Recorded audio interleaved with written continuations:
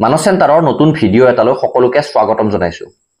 তো অসম চৰকাৰে নতুনকৈ আৰম্ভ কৰা নিযুত মইনা যিখন আঁচনিৰ অধীনত শিক্ষা গ্ৰহণ কৰি থকা ছাত্ৰীসকলক প্ৰতি বছৰে 10,000 টকাৰ পৰা 25,000 কৈ টকা প্ৰদান কৰা হ'ব। তো এই আঁচনিখনৰ ফৰ্ম ফিল আপ কেতিয়াৰ পৰা ষ্টাৰ্ট হ'ব, আপোনালোকে ফৰ্মখন ক'ত পাব, এই বিষয়ে বহুতে প্ৰশ্ন কৰি আছে। তো আজিৰ ভিডিঅ'টোত আঁচনিখনৰ ফৰ্ম ফিল আপ কেতিয়া হ'ব আৰু ফৰ্মসমূহ আপোনালোকে অনলাইনত পাব নে অফলাইনত পাব সেই কথাখিনি জনাই দিম।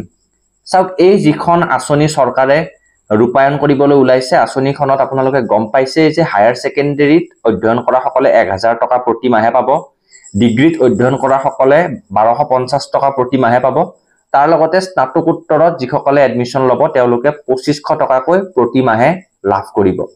তো এতিয়া কথাটো হ'ল, বহুতে এটা কথা সুধি আছে যে যিসকলে বৰ্তমান ডিগ্ৰী কৰি আছে তেওঁলোকে পাব নে নাপায়। তো এই আঁচনিখনত নতুনকৈ যিসকলে এডমিশ্যন ল'ব এই বৰ্ষৰ পৰা তেওঁলোকহে অন্তৰ্ভুক্ত হ'ব। তো যিসকল বৰ্তমান অধ্যয়নৰত হৈ আছে, যিসকলে ছেকেণ্ড ছেমিষ্টাৰতে হওক বা ফৰ্থ ছেমিষ্টাৰতে হওক, যিসকলে বৰ্তমান অধ্যয়নৰত হৈ আছে তেওঁলোকে এই আঁচনিখনৰ সুবিধা কিন্তু নাপাব।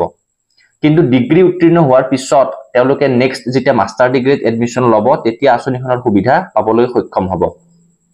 কিন্তু বৰ্তমান অধ্যয়ন কৰি থকা ছাত্ৰীসকলে এই আঁচনিখনত এপ্লাই কৰিব নোৱাৰিব। নতুনকৈ যিসকলে মেট্ৰিক উত্তীৰ্ণ হৈ হায়াৰ ছেকেণ্ডেৰীত নামভৰ্তি কৰিব তেওঁলোকে আঁচনিখনৰ সুবিধা পাব।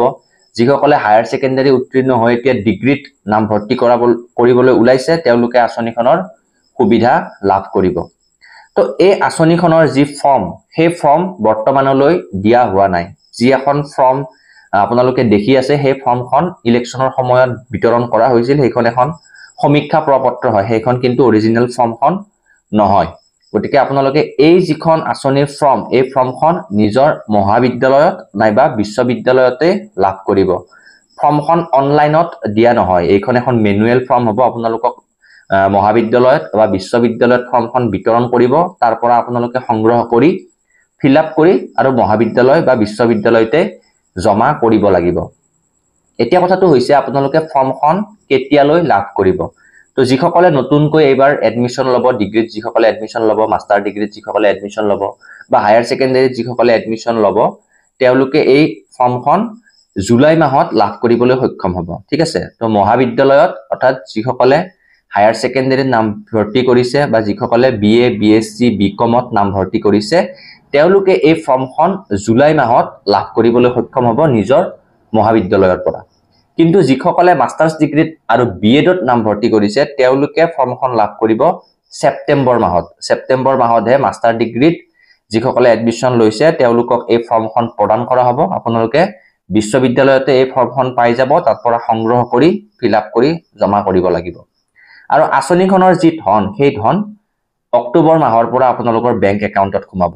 ফৰ্মখনত আপোনালোকে সম্পূৰ্ণ বেংক একাউণ্টৰ ডিটেইলছ দিব লাগিব। ফৰ্মখন এতিয়ালৈ প্ৰকাশ কৰা হোৱা নাই, সেইখন যেতিয়া দি দিব সেইখন আপোনালোকক কেনেকৈ ফিল আপ কৰিব লাগে মই দেখুৱাই দিম। কিন্তু ফৰ্মখন এতিয়ালৈ দিয়া হোৱা নাই।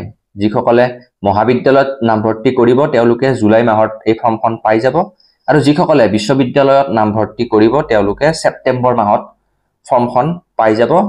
অনলাইন ফৰ্ম দিয়া নহয়, আপোনালোকে অনলাইনত ফৰ্মখন চাই লাভ নাই, আপোনালোকে অফলাইনতে ফৰ্মখন সংগ্ৰহ কৰিব লাগিব আৰু ফিল আপ কৰি জমা কৰিব লাগিব। তো এই ফৰ্মখন আপুনি পোৱাৰ পিছত 11 অক্টোবৰত প্ৰথম যিটো কিস্তি, সেই কিস্তিৰ ধন বেংক একাউণ্টত লাভ কৰিবলৈ সক্ষম হ'ব। এতিয়া হয়তো আপোনালোকে গম পালে যে ফৰ্মখন কেতিয়ালৈ লাভ কৰিব। ভিডিঅ'টোত ইমানখিনিয়ে। যদি ভাল পালে তেন্তে লাইক কৰিব আৰু আহিবলগীয়া যিখিনি আপডেটছ আঁচনিখন সন্দৰ্ভত নতুন আপডেটছখিনি পাই থাকিবলৈ চেনেলটো ছাবস্ক্ৰাইব কৰি ৰাখিবলৈ নাপাহৰিব।